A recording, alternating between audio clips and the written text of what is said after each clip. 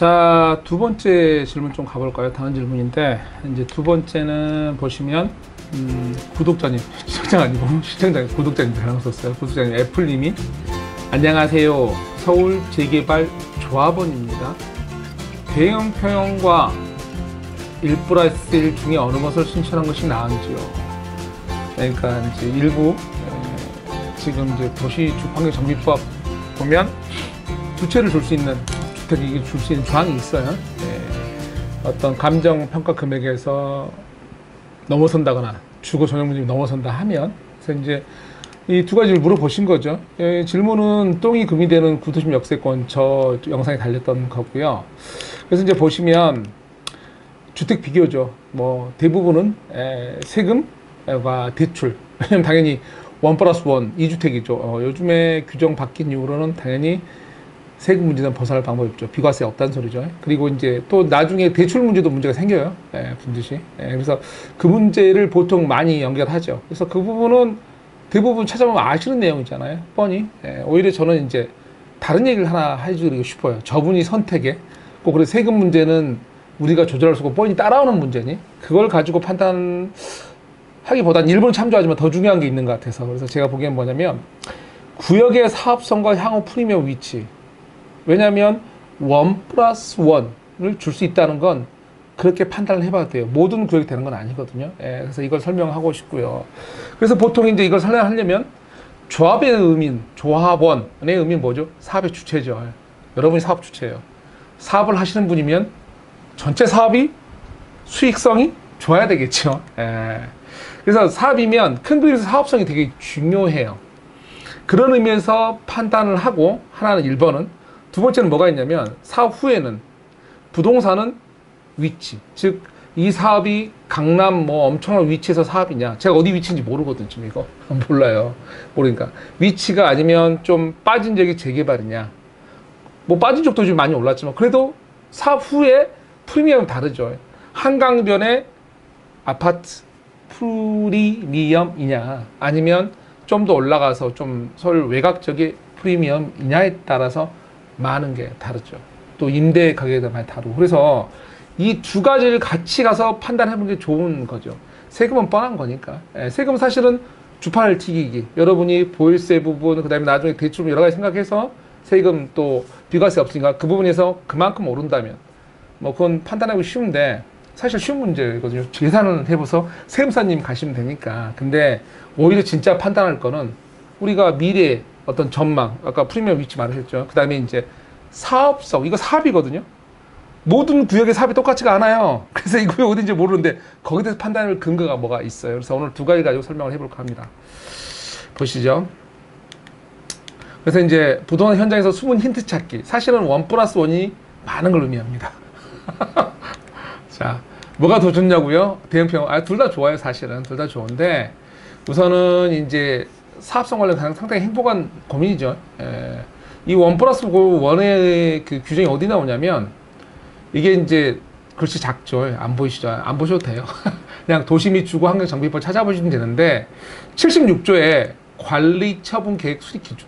즉 우리가 이제 재개발이라는 게 뭐 이렇게 김씨, 이씨, 박씨 이렇게 여러 명이 가죠. 근데 이제 우리가 아파트처럼 이렇게 균일화된 보통 이제 이런 지역의 감정도 똑같은 게 아니고 집 건축 연도 서로 다르고 땅 위치도 다르고 다 달라요. 근데 그런 데 모아서 가요. 근데 이제 문제는 그런 것들이 초반에 이제 누가 합의 봤다가 또 나갈 수가 있잖아요. 그냥 하다가. 그래 버리면 그림 그려놓은 게 틀려지잖아. 왜? 난 이 사람 면적까지 넣어서 했는데. 그래서 이제 보통 구역 지정을 하죠. 구역 지정이 되면 제한이 걸리죠. 제한이 걸리면 뭐 여러 가지 건축 제한도 있고, 그 다음에 이제 그 구역 테두리 안에서는 이 사람이 거래라고 명의자가 바뀌어도, 무슨 말인지 아시죠? 바뀌어도 이제 원래는 거기서 그 사업을 그대로 유지할 수 있는 형태를 지니게 했죠.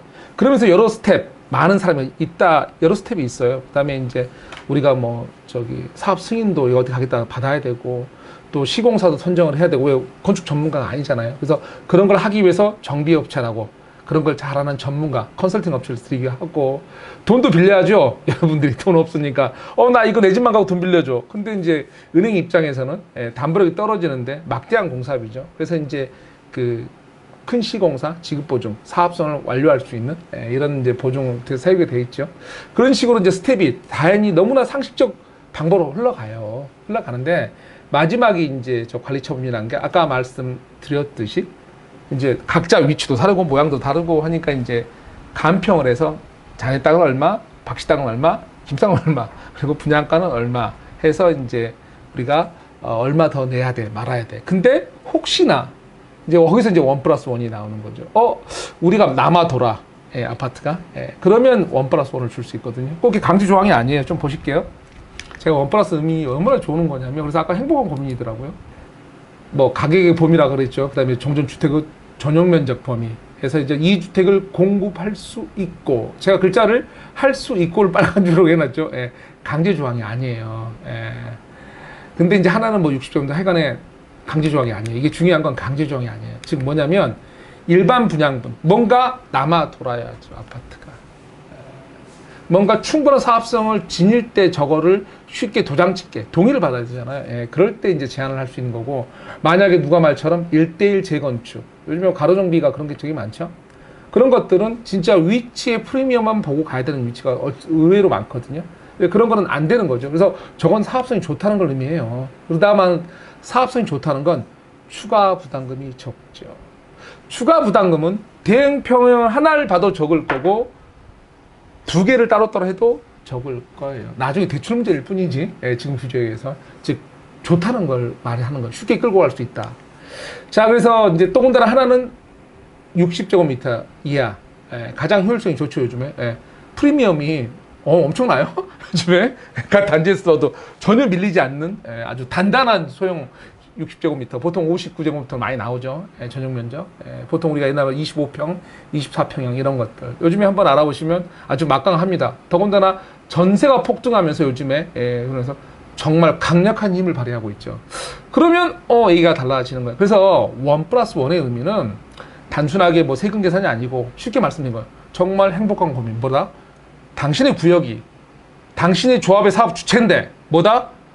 너무 좋다. 남아 돈다. 그래서 이제 뭐 감 높으면 되는 거니까 되게 좋은 고민이죠. 그 다음에 이제 그래서 나중에 이제 세금 위치 풀면 고민해야죠. 세금은 분명히. 근데 아까 말씀드렸듯이 세금 부분은 방법이 없어요. 세무사님한테 주판을 튀기 하시면 돼요. 하시면 되고, 뭐 이게 얼마까지 오를 거냐, 이랬을 때 보유세 얼마 되겠냐, 뭐 이런 것들. 근데 더군다나 비과세 없으니까. 그런데 대형도 1주택 비과세 없어요. 아니, 저기 9억까지면 되죠. 대형이니까 클 거 아니에요? 크잖아요. 뭐 소형도 아니고. 그러니까 매매가가 상당히 높을 거 아니에요? 당연히 이제 비과세 부분에서 윗부분은 세금을 내셔야죠. 물론 장특공 받겠죠. 근데 사실 이분의 지금 상담 사례가 또 거주 요건도 사실은 이게 그전부터 살고 계셨는 집인지 아니면 이번에 산 건지 모르잖아요. 대충 이제 재개발 조합부만 나왔으니까.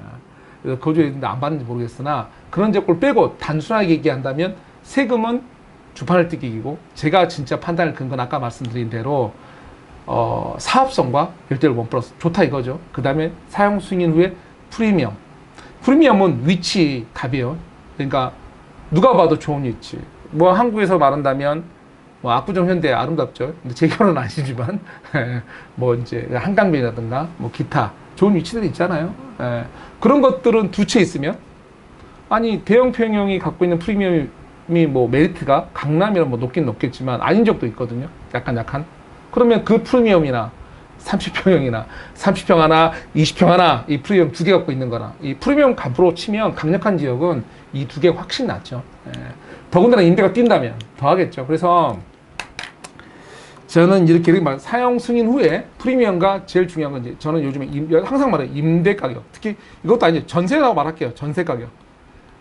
전세 가격이 되게 좋을 지역이라면. 요즘에 사실 다 좋죠. 근데 향후에 이제 뭐 임대차 3법이라는 사회에서 영향을 좀 받겠죠. 근데 자기가 봐도 좋을 것 같으시면, 더군다나 아까 말씀드린 하나는 60제곱미터 이하니까. 그렇다면 저는 무조건 1+1이에요. 이유 없어요.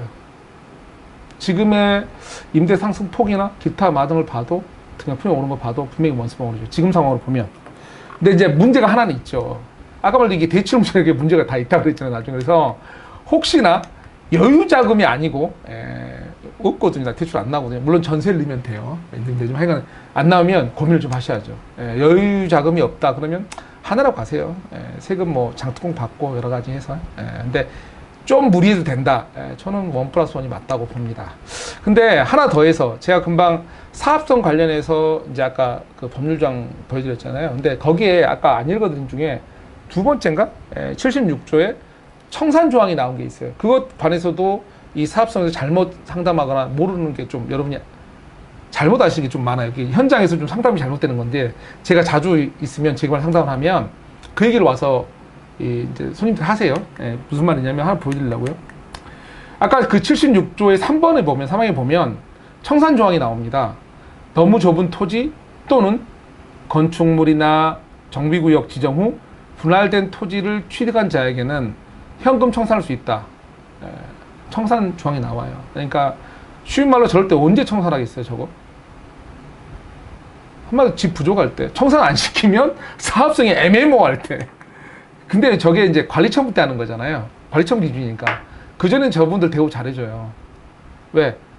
이 스텝이 저게 관리처분 거의 마지막, 2주 전에 마지막이거든요. 그러니까 그 전에 여러 스텝이 있을 때 항상 우리는 동의율을 갖고 넘어가잖아요. 그러니까 저런 분들 동의 잘하겠죠. 약하니까. 그러니까 이제 친절히 잘 대하죠. 그래서 숫자에 처음에 동의율 숫자, 이 여러 단계할 때 저분 들어가요. 근데 마지막에 뭐 하죠?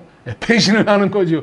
조합이. 배신. 그러니까 자기가 봤을 때 제가 예전에 뭐 천인당 뭐 주택수나 기타 이거 봤을 때 조합이 좀 빡빡하다. 그럴 때 이제 조심해야 할 조항이거든요, 사실은. 그래서 근데 제가 이거 물어보는 거예요. 무조건 배신할까? 작은 게 있어요. 어떤 사람이 뭐 지분 0.5평. 뭐 옆에는 국고기지 위에 집 졌다 칠게요. 그러면 그쪽 무조건 청산 대상이에요? 아니다 이거죠. 사업성 좋으면 일반 분양도 남아 돌면 줘요. 그분도 그렇게 무리하게 끌고 가지 않습니다. 부족할 때. 그래서 지금 이제 이런 조항들이 왜 있냐면 우리가 어떤 구도심에 보면 이제 이런 산 쪽 언덕 위에 개발된 옛날에 그런 달동네 이런 데 보면 그런 속칭 말하는 뚜껑이라고 집만 있는 거예요. 그다음에 이제 뭐 불법 건축물이니 그래도 거기 지역을 개발을 해야 되니까 그게 인정이 돼서 가는데 너무나 이제 숨은 조합원이라고 그러거든요. 되게 많죠. 지금 유명한 어디 뭐 용산 모 지역에도 관리처분 하면 나올 사람들이 좀 있죠. 그런 것들 말하는 거죠. 그랬을 때 이제 그런 사업을 가게 되면 마지막에는 근데 칼질을 꼭 마지막에 짜증나게 그 전부터 좀 안 된다고 너 위험하다 하던가 내 그전 사업 스텝 뭐 사업 승인 받고 여러 가지 넘어갈 때는 도장 받다가 마지막에 관리처분할 때 다 통과시켰더니 칼질 해버리는 거죠. 근데 무조건 아니다 이거예요. 그래서 이제 제가 어떤 말을 해드리고 싶냐면 사업성 관련해서 이런 얘기를 많이 가끔 이제 그 상담 오신 분 얘기해요. 구독자님들이 지분 6평은 위험하다. 이제 뭐 현장 부동산에서 하시는 여전 그리고 최소 10평은 더 안심할 수 있다. 이런 얘기를 한대요. 근데 저 말은 논리적으로 말이 안 돼요. 사업성 관련하면. 무슨 말이냐면 저게 만약에 이제 어느 구역에 있었던지 모르겠으나 저런 일이 있으면 우선 지분 유평이 위험하다는 얘기는 뭐냐면 청산 대상이 있다는 말을 하는 거고 없으면 안 되니까요. 있다는 말을 하는 거고 있다는 소리는 뭐냐면 전체 사업성이 안 좋다는 의미예요. 그러면 사업성이 전체로 안 좋으면 내가 지분을 10평짜리 갖고 있던 20평을 갖고 있던 사업소 전체는 여전히 안 좋아요. 즉 일반 분양분이 많아서 팔아서 우리가 돈이 좀 돼야 되잖아요. 뭐가. 그래서 남아서 채워야 되는데 없다는 소리예요. 그래서 청산하는 거예요. 사업 출발을 하기 위해서 잔인하게 마지막에 그것도 비겁하게 약간은. 그래서 구역 전체가 추가하면 여러 가지 문제가 생길 수가 있어요. 그래서 저 말은 다시 앞으로 돌아가 보지만 지분 6평은 위험하다. 최소 10평 돼 안심. 이건 말이 안 되는 소리예요. 청산 대상이고 사업성이 벌써 저기 청산이 있다는 소리는 당신이 10평이든 20평이든 100평이든 당신의 구역의 사업성은 좋지 않습니다라고 얘기하는 거예요. 그래서 이제 오늘 이제 이렇게 가볍게 얘기했는데요. 아까 1+1에서 1+1의 의미는 정말 행복한 거예요, 여러분. 사업성이 좋다고요. 여러분이 선택권이 있다는 거.